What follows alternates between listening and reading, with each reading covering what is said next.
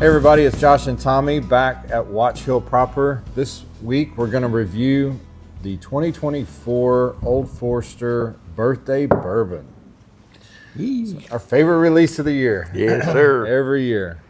So this year they've got it at a 12-year bourbon at 107 proof. And I do like that. I like 12 and 107. That sounds good so far. Yep. Other than that, it's probably similar than, well, we'll see. I don't know. Yeah, I mean, don't want to speak for it. I haven't even smelled it yet. To be perfectly honest, this is about as hit and miss of a product as there is. Yeah. To me, sometimes they can be, it's never has been one of my favorite products, and that's nothing against, because I'm certainly a Brown Foreman and, Old Forester fan. It's just this one to me it's hit or miss. Oh, I totally agree. I mean, King of Kentucky doesn't get any better. Their single barrels, Old Foresters, are fantastic. Yeah. I even like their bottle and bond, the 100 proof, and all that. But this one, it's just I don't know. It's something different. Celebrates the birthday of George Garvin Brown, who was the founder of the company at 24 years old. So he pretty insightful, pretty good businessman. This has been, I think they said this is the 24th release of this. So, we'll see. I always come in with an open mind, man, and hoping to be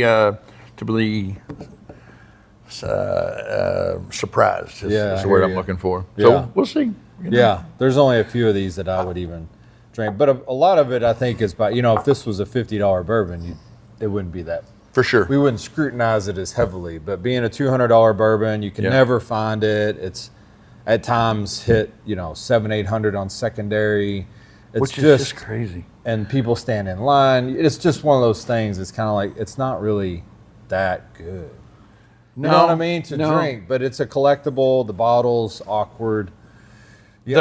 The bottle is awkward, especially for us on our shelves. If you're trying to sell these, it takes up a lot of shelf space. Yeah. Beautiful color, though, in the bottle. I mean, it looks good. The color is really, for this to be aged on, I think they said level 1 or 2, that's a lot of color. I know it's 12, but man, that still seems like that would be a little further up. All right. Well.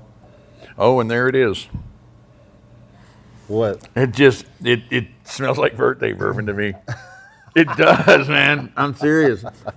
I had these preconceived notions, and it's different. Well, they say this is not what they say. They don't ferment this as long. I wonder if is that just this product that they do that, a short fermentation? I don't know. Or is it? I don't know. But this does not smell like 1910 or 1920 which are fantastic or 24. products. It doesn't smell the same. You would not know that this is in the family if you didn't know it was birthday bourbon. Right. To me, this has got a birthday bourbon nose. Okay. And what is that nose? I don't know what that nose is. I don't know. I'm going to try to figure it out, though. Yeah. There's a little bit of eraser in there for me. I get that. I mean, it's I'm trying to pull the note. It's prominent. It's eraser. It is eraser. It's always there. That's the note. Yep. It's old school number 2 pencil eraser. Yeah, for sure. Yeah. It's always there. I'm trying to pull out something floral. It's definitely... there's like a kind of a grape juice note there, which is there's grape juice in there. Which is weird for an Old Forester product. We know that Heaven It's Hill. a weird nose. It is. But grape juice is a really good note. That's the flavor that's in there.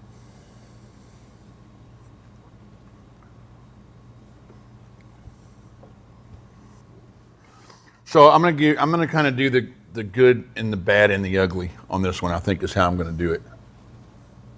Well, I'm anxious to hear your good. Because it's not bad, but it's I get that eraser keeps coming. It's kind of par for the course for me. So I'll start with the bad first. It is not my jam. No. I do not like this product very much. There has been one or two over the years that I have kind of liked. I can't really, it seems like 2013, for some reason, that one keeps popping in my head. I don't know why, and I could be wrong on that. The good is some people will like this because it's got some really creative, kind of interesting notes. It's got a really cool drying effect on the thing. And I don't really dig on the drying effect all the time. This one's not horrible. There are some notes in there that people will like. It is not what I like. And so I'll just do the good, the bad. The ugly, nothing ugly about it. I mean, other than the price, what you have to pay to try to get a bottle of this. But the bottle, it looks cool. The color is cool. It's just not my jam, and that's as nice as I can be. It's very, to me, it's like, I'm trying to, the grape juice or grape Kool-Aid even kind of comes through a little bit, but I will say this. I don't know. It's just not like any other bourbon that we have. It's not.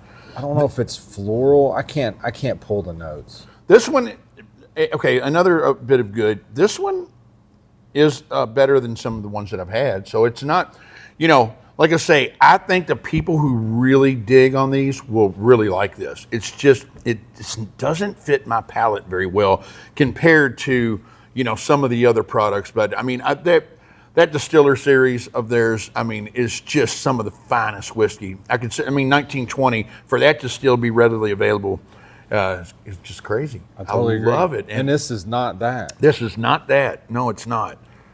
And, I wonder if it's just more, they've let the barrel do more of the work, and I feel like they're missing some of that short fermentation. Maybe they're just missing some of that grain, letting it do its thing, and the yeast letting it do its thing, and it's kind of missing that richness. There's just maybe I don't know enough about it to know if that would be. I mean, I would love to ask some of the distillers that we know and say, hey, is that a thing that it's always like that? I don't know. But it's missing. To me, it's just not. It's not a rich tasting whiskey. This one's kind of. This just doesn't seem worth. Like if you're like, obviously people buy this to not drink it. I mean, right. It looks great on the shelf, and it's a collector's item and all of the above. But it's just not a $200 taste. It is not, and you can't get it for $200 anyway. So there you go. I mean, let's be honest. I mean, this hits the secondary or whatever, and not many people are opening this. I'm sure there are people who buy multiples of it and open one, and that is fine. Like I say, I think the people who dig this are going to dig it. Oh yeah, it's not bad. It is by no means bad, and it is going to. If like I say, if you've always maintained that line, the Mendoza line, is 5. Yeah. This is not going to score anywhere near a 5 in my book. This is going to score mid 7s to me. Yeah. So it's not bad. If I'm at 1910 or 1920, they're more 8.2 for me, 8.3. This is more of a 7.7, 7.8 for me, but just still above, that line. Okay. So on the nose, are we going to be across the board? 7, I 7, think 8? the note, yeah, probably. Probably because you're probably higher than me. Yeah, I would say the drying effect on the end, for some reason that it's pretty cool, and I hate that kind of note. This one kind of does it for an extended period. I would say, like, to me, the nose is 7.2, 7.3. I would say the nose is probably a little lower. I would say 7.5 on the nose. I would probably go mid palate, and that's my jam. That's where I like to pull my notes from. I would say 7.6, and then the finish probably a 7.5. That's what I got. So 7.5. 7.5, I think is. I think that I'm comfortable with that. I think that's a very fair for this bourbon. Yeah. Yeah. Because it's just, it's above average. It is above average for sure. So absolutely. It's not. Yeah. 12 year, 107 proof. Yeah. For me, it's in its scarcity and its difficulty to obtain. 200 retail. Probably in this market, you're looking at 500-600 secondary. If you're going to get it as a collector's item, go for it. Absolutely. If you're buying it because you think it tastes worthy of a 500 or 600, to me, I'm not there. No, I'm not there either. Yeah, I'm not there either. And like I say, we love the company. Love the majority. Every other product. It really is. That is crazy. And it's not something that just here. It's something you and I drink. We drink their product all the time. When we're at home or when we're out. I mean, so it's it's just this product, and like we tried to preface it. It's never been a big favorite of mine, but it's nothing.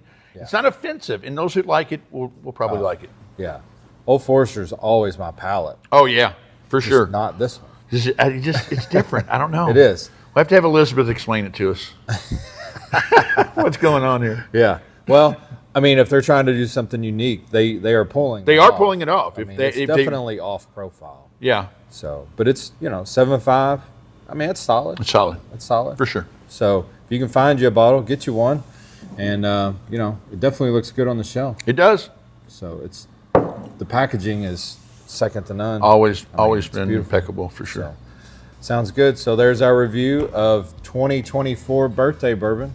We'll see you next time. See ya.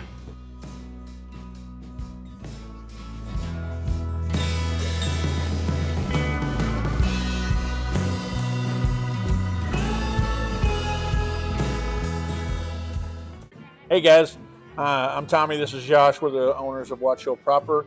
We are the largest American whiskey bar in the world. We're located in Louisville, Kentucky. We'd love for you guys to come out and visit us. We offer, elevated cuisine, great cocktail list, and the wall is what people show up to see. Definitely can satisfy your palate from standpoint of whiskeys, different bourbons, different flights. You can make your own, but we have wines, cocktails. Michael Crouch is our chef. I was going to say, amazing food. So we'd love to have you come out and visit. Join us for dinner. Join us for a tasting. Check us out on the website, watchhillproper.com. You can make reservations. You can see our events that we have on the calendar, and we'd love to have you.